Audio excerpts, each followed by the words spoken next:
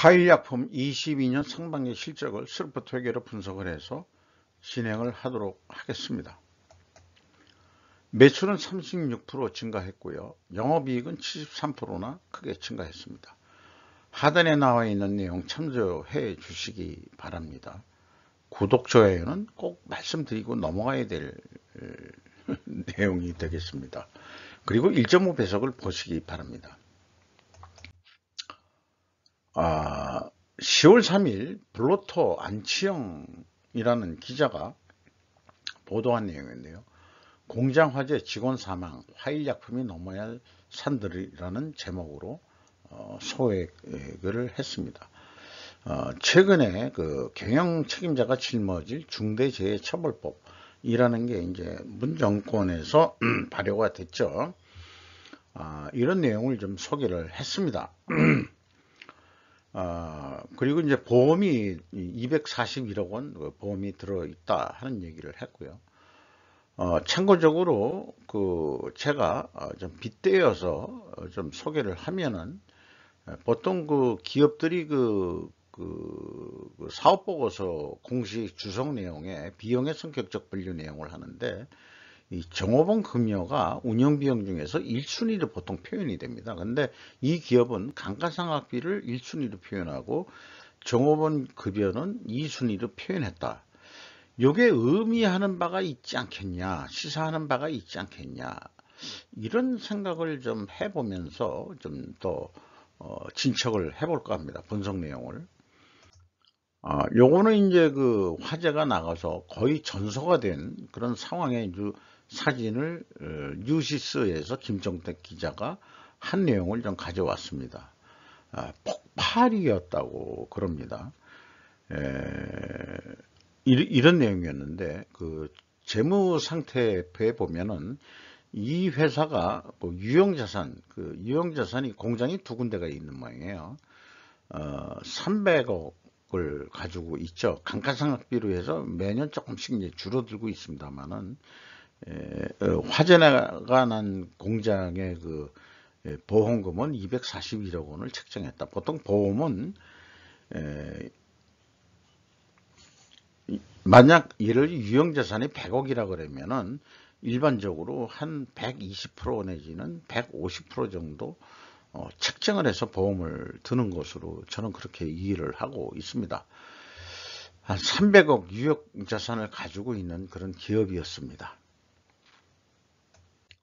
원가회계 손익을 보면은 677억 원을 달성해서 전년 동기보다 무려 35.9%나 크게 증가했습니다. 매출 원가는 이거보다 적게 증가했으니까 이익이 더 나게 되겠죠. 그리고 판매관리비가 적게 증가했으니까 영업이익은 무려 124%가 증가를 했습니다. 이게 원가회계에 의한 결산 내용을 일반 사람들이 보는 내용입니다. 근데 여기에서 매출원가라는 것은 기초재고 더하기 총제조비용 빼기 기말재고인데 항상 말씀드리는 얘기지만 재고자산의 범위 기준이 문제의 발단의 원인이 많이 된다 하는 얘기를 드리면서 스로프트 회계 손익으로 넘어가면은 매출액은 변동이 없지만은 아까 매출원가는 적게 인상이 된 거로 되어 있는데 증가가 매출 재료비가 여기에서는 거꾸로 37.3%가 더 증가를 했습니다. 매출 증가보다. 그래서 스로프트액으로서는 30%가 증가를 했고 스로프트율로는 거꾸로 0.9% 하락을 했습니다. 운영비용은 18.2% 증가를 했고요. 그래서 전체적으로는 절대금액의 이 스로프트 증가 때문에 생산성은 1.41로서 전년도보다 0.13포인트가 상승을 했고요. 영업이익은 37억인데 원가회계 영업이익보다는 22억이 적은 수치입니다. 이것은 어느 정도 가공비 배부 재고자산이 증가했기 때문입니다. 재고자산 내역으로 들어가면은 WCA 가공비 배부 재고자산이 2억 8천만 원 증가했습니다. 전년도에는 무려 47억 원 정도가 감소를 했었고요. 올해는 그렇게 생산을 많이 안 늘리고 그래도 늘렸지만은 재고 관리를 잘해서 재고가 2억 8천 분이 증가를 안 했다. 그래서 원가 회계하고의 영업이익 차이는 그렇게 크진 않다. 이렇게 말씀드릴 수 있겠습니다. 위에 있는 내용은 재고자산의 흐름이라는 양식에 의해서 미래에는 상장 기업들이 이렇게 그 공시를 해야 되지 않겠냐 하는 것을 계속해서 주장하고자 합니다. 비용의 성격적 분류 내용으로 CSM 매출원가 재료비는 35.6%가 증가했고요. 운영비용은 18.2%가 증가했습니다. 그리고 그 가공 비율이 그 8%, 2%가 감소했는데 이것은 상대적으로 원재료 가격이 증가했다. 또 원재료 가격이 상승했다. 이렇게 추정해 볼 수 있겠습니다.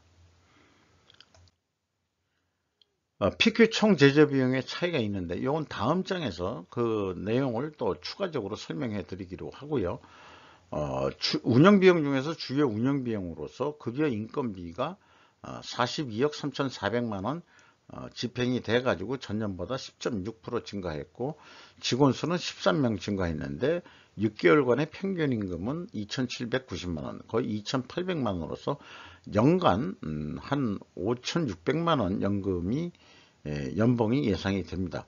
1.1% 정도 많이 증가는 안 했습니다. 지급 수수료는 무려 근데 52.2%나 크게 증가를 했습니다. 매출 증가에 따라서 뭔가 상대적으로 지급 수수료도 크게 증가한다고 보겠습니다. 여기에서 하나 느낌이 오는 게 그런 게 있죠. 매출이 그렇게 많이 증가했는데 그리고 이익도 많이 증가했는데 인건비는 1.1%뿐이 증가를 안 했다는 얘기죠. 짜게 논다 이렇게 볼 수 있는 겁니다.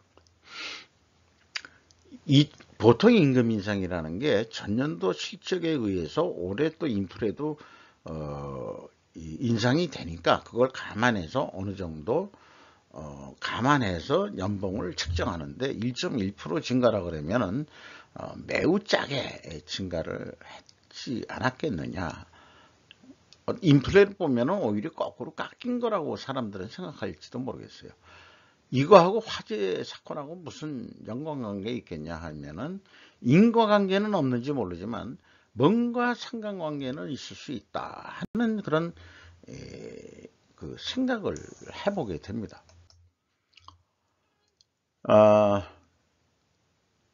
2단계 검증 불투명하고요. 자, 그 PQ 총재비용이 6억 2,300만 원 차이가 있는데 비가공비 배부 재고자산의 증가액을 가감해 주더라도 그 차이가 계속 남습니다. 이것이 무엇인지는 도저히 추적할 근거는 찾질 못했습니다. 거기다가 현금 흐름표도 그 반기 그 보고서에는 그 내역을 얘기를 안 해가지고 검증이 좀 불가능한 상태입니다. 그래서 1단계, 2단계, 3단계 이렇게 봤을 때는 그 분식회계 개연성 가정을 세울 수밖에 없지 않겠냐. 검증이 불가능하니까 이렇게 일단은 가정을 하고 분식회계가 아니다라는 것을 반증하기 위한 어떤 그 근거를 다시 한번 찾아보고자 한다면은 재고회전율이 무려 그 1.25 회전이나 크게 증가했어요. 전년 동기보다. 그리고 이제 그 스루픈율은 조금만 좀 하락한 거로. 그러니까 판매 가격은 크게 변동은 없을 거라고 보지만 원재료 가격은 크게 하락을 했을 것이다. 이렇게 이제 그 추정을 해볼 수 있겠습니다.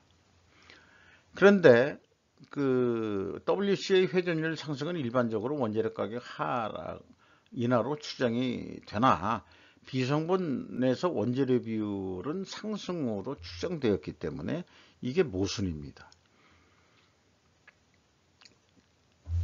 그 가공 비율이 떨어졌다는 얘기는 그 원재료 비율이 상승했다는 얘기고 물론 그 매출이 늘었으니까 생산량이 많아가지고 원재료가 많이 그 재료비가 증가했다 이렇게 볼 수도 있겠지만은 나름 또 따르게 보면은 그 원재료 가격이 상승하지 않았겠느냐 이렇게도 이제 추정해 볼 수 있다는 얘기죠. 또 다른 결과를 필히 예측해야 한다면은 그러면 그것도 아니다. 원재료 가격이 하락한 게 아니다고 보면 수량적인 측면으로 확인할 길을 또 확인해 봐야 될 것입니다.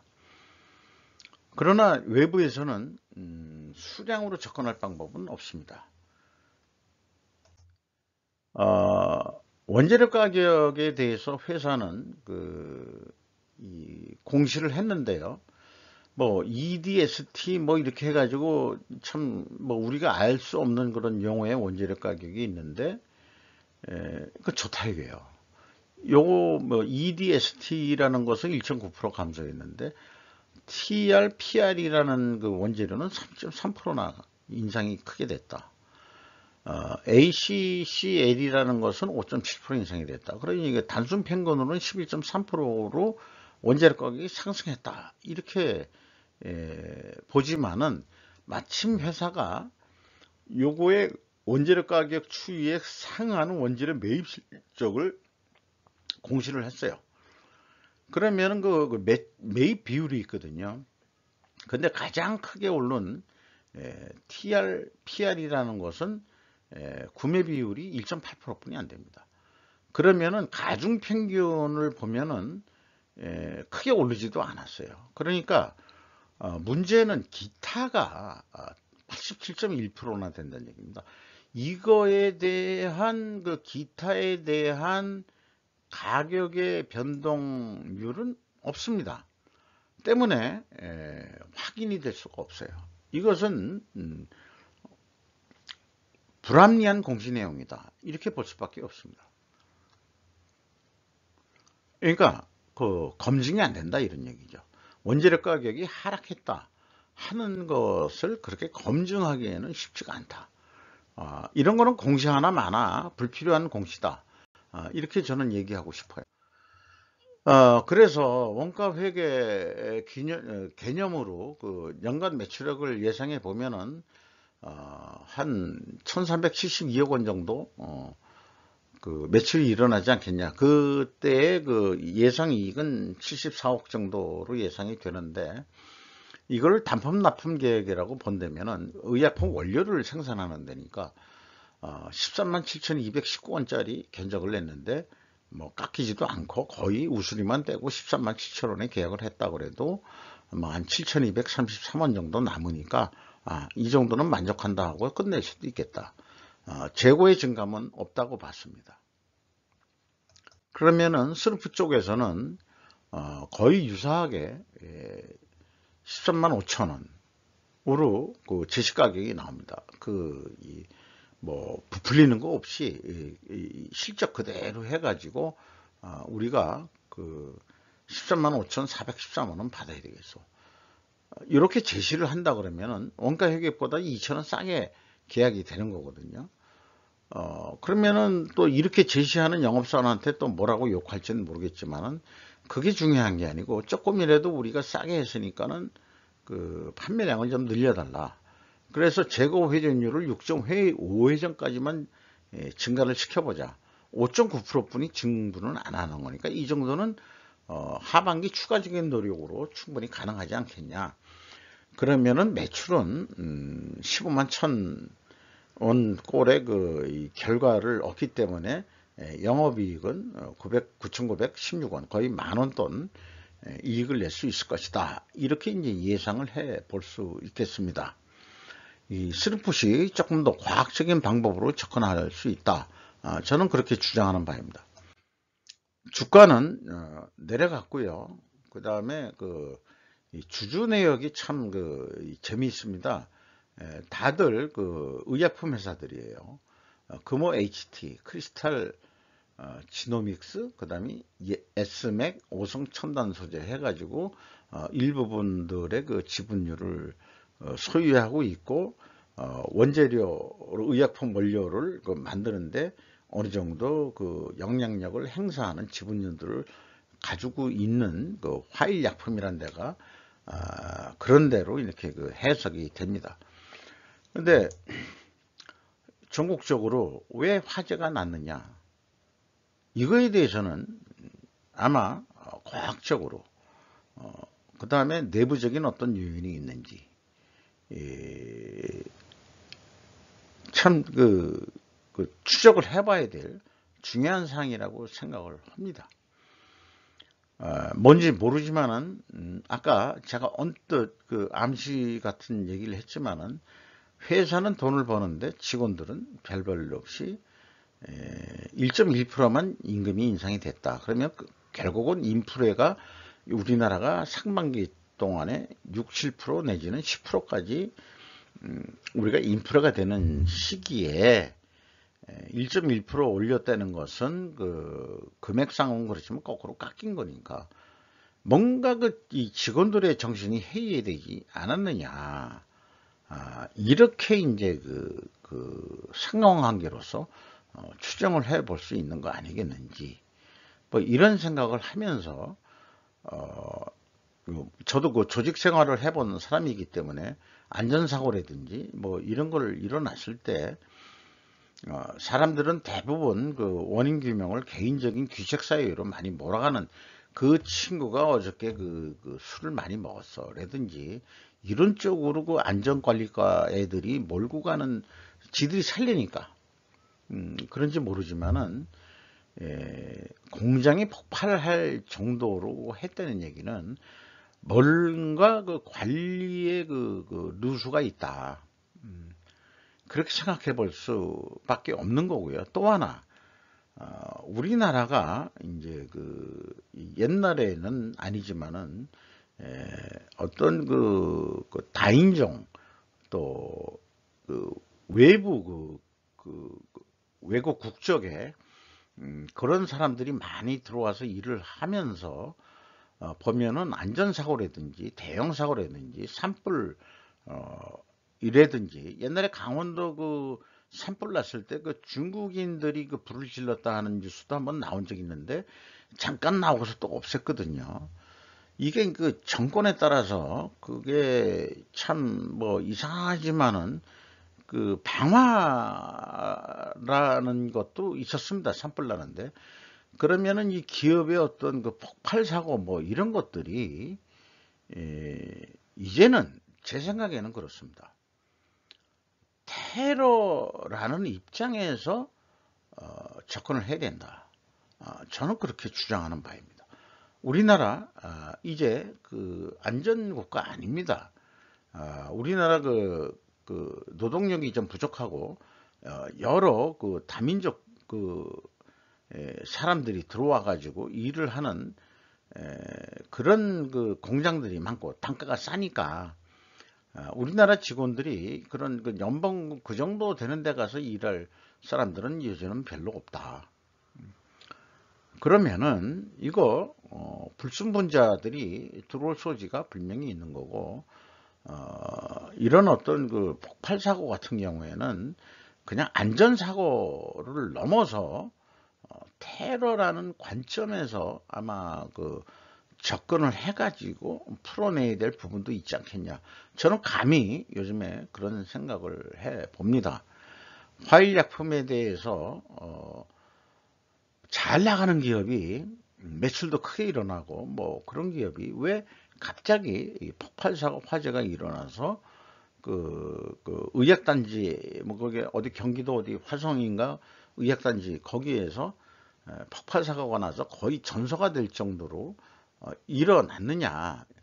그래 불 끌 수 있는 시간도 없었느냐. 뭐 폭발이니까 그럴 수 있는 시간이 없었는지 없든지 모르지만은 어떤 생산 공장이 있길래 폭발 사고가 일어나느냐. 이것도 저는 잘 모르겠고요. 의약품 원료를 만드는 데가 폭발성이 있는 어떤 화학 반응을 하는 공정이 있는 건지 그런 건 내가 기술적으로 잘 모르겠습니다만은 어쨌든 외부에서 볼 때는 제 결론은 그렇습니다. 안전사고 방법으로만 접근하지 말고 테러라는 관점에서도 한번 접근해 볼 필요가 있다. 이런 말씀을 드리면서 분석 내용을 마치도록 하겠습니다. 감사합니다.